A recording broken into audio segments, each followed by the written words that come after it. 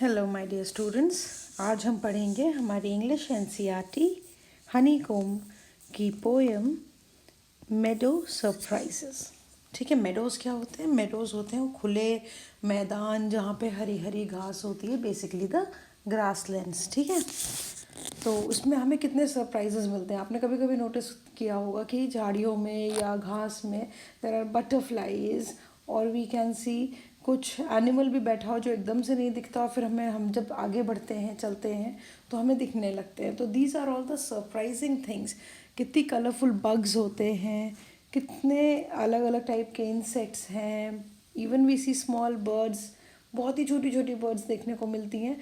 तो ये सारी चीज़ें एक नेचर का सरप्राइज़ है फॉर अस, क्योंकि हमने सब कुछ तो अभी तक कभी हम कह ही नहीं सकते कि हमने सब कुछ देख लिया है या सब कुछ जान लिया है। तो all these things are surprises to us. तो यही मेडो सरप्राइजेस के मेडोज़ में हमें किस तरीके के छोटे छोटे प्यारे प्यारे सरप्राइजेस मिलते हैं नेचर में, वो एक्सप्लेन किया गया है इस पोएम में इन अ वेरी ब्यूटिफुल वे। ठीक है, तो आइए हम ये पोएम स्टार्ट करते हैं। Meadows have surprises. ठीक है, इस तरह के ग्रासलैंड्स में बहुत सारे सरप्राइजेस हैं।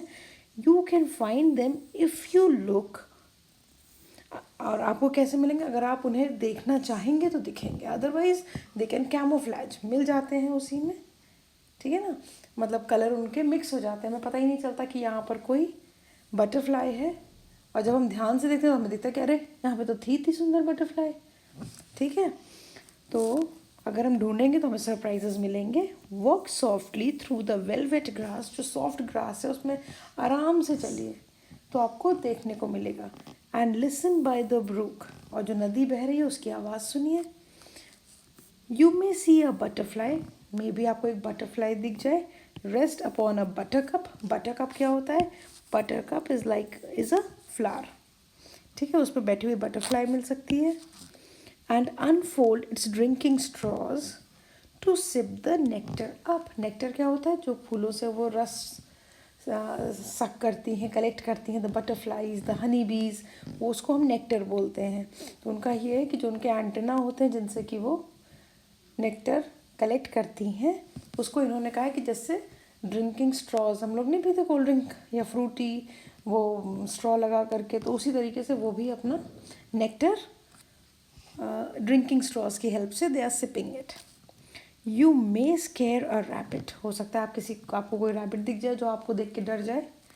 Who is sitting very still, जो अभी तक हमें दिख नहीं रहा था क्योंकि वो एकदम स्टिल बैठा हुआ था, शांत बैठा हुआ था, लेकिन अब हमको अचानक से वो दिखा। कैसे दिखा? क्योंकि हम धीमे धीमे गए। अगर हम तेज़ी में जाएंगे तो वो दूर चला जाएगा, हमको दिखेगा भी नहीं, पर अगर हम आराम आराम से जाएं तो हो सकता है हमें ऐसे कभी रैबिट मिल जाए। दो at first you may not see him when he hops you will, पहले हो सकता है ना दिखे, और जब हम जाएं तो वो जब हॉप करेगा तो दिखाई दे जाएगा। A dandelion whose fuzzy head was golden days ago, dandelion is a flower, पहले वो गोल्डन कलर का था, अब वो फजी हेड यानी कि बहुत सॉफ्ट से उसके जो फ्लावर्स हैं वो बड़े सॉफ्ट से हो गए, और उनको मतलब आप ब्लो करो ना, फूंक मारो तो उड़ जाते हैं। Has turned to airy parachutes, बिल्कुल गोल गोल सा होता है, तो कह रहे हैं पैराशूट जैसा हो चुका है। That Flutter when you blow, जो फ्लटर करके उड़ जाता है जब हम उसे ब्लो करते हैं। Explore the meadow houses the burrows in the ground, अब वो कह रहे हैं मेडो में घर भी होते हैं, किसके? इन्हीं जानवरों के, इंसेक्ट्स के घर होते हैं। बरोज इन द ग्राउंड, रैबिट क्या कहाँ रहता है? रैबिट रहता है बरो में। बरो क्या हो गया? एक होल या सुरंग जो ज़मीन में उसमें खोद के बनाई है। A nest beneath tall grasses, हो सकता है द एंड्स अमेजिंग माउंड, तो नेस्ट होंगे टॉल ग्रासेस में। Then you may find ants amazing mound, ant hills जिसमें एंड्स रहती हैं वो भी मिलते हैं। ओ मेडोज हैव सरप्राइजेज, इतने सारे सरप्राइजेज हैं। And many things to tell, कितना कुछ है बताने को।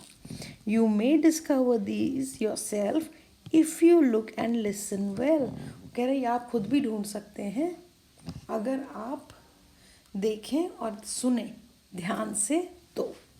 ठीक है, okay, this is a real beautiful poem about nature. तो अब हम आ जाते हैं हमारे वर्ड मीनिंग्स पे। वर्ड मीनिंग्स में सबसे पहले है मेडो। मेडो का मतलब है piece of grassland, specially for hay, जहाँ पे घास वास के लिए जो खुला मैदान होता है ना, घास जहाँ पे उगाई की जाती है, बट हे कलेक्ट किया जाता है वहाँ से। बटरकप, फ्लावर्स होते हैं। Nectar, sweet liquid secreted by flowers sitting still doing nothing. Flutter, to flap और wave. Mound, an artificial hill. फिर है make sentences. Meadow, the green meadows look really beautiful. Nectar, the butterflies collect nectar from the plants. Flutter, the flag fluttered in the breeze. ठीक है? Okay, now there are few question answers. सबसे पहला है read the lines. Read the lines in which the phrases occur. Then discuss with your partner. Nothing to discuss with the partner in its context. Velvet grass. Velvet grass indicates that grass is as soft as a velvet. क्या मतलब है इसका वो बताना है. अब drinking straws. Drinking straws means the butterflies who drink the nectar from the flowers seem as if they are drinking it with the straws. Meadow houses. Meadow houses refer to the houses of rabbit, that is burrows, of ants, that is the ant hills, and nests. Amazing mound. Amazing mound means the mounds created by the hands for dwelling. This is not hands, this is ants. I'm sorry.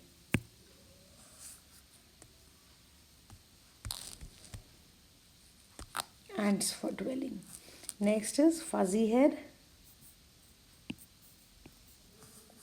Fuzzy head indicates the flowers of the day and daily, which now floats in the air when we blow it. Again, I think there is an edit over here.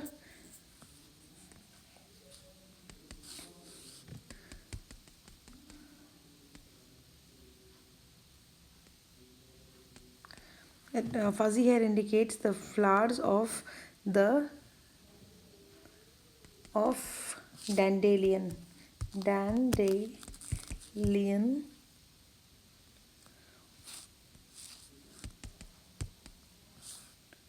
Which now floats in the air when we blow it. Next is, which line in the poem suggests that you need to keep a keen eye and sharp ear to enjoy the meadow? So the line that suggests that you need a keen eye and sharp ear, again there is an edit, I'm so sorry.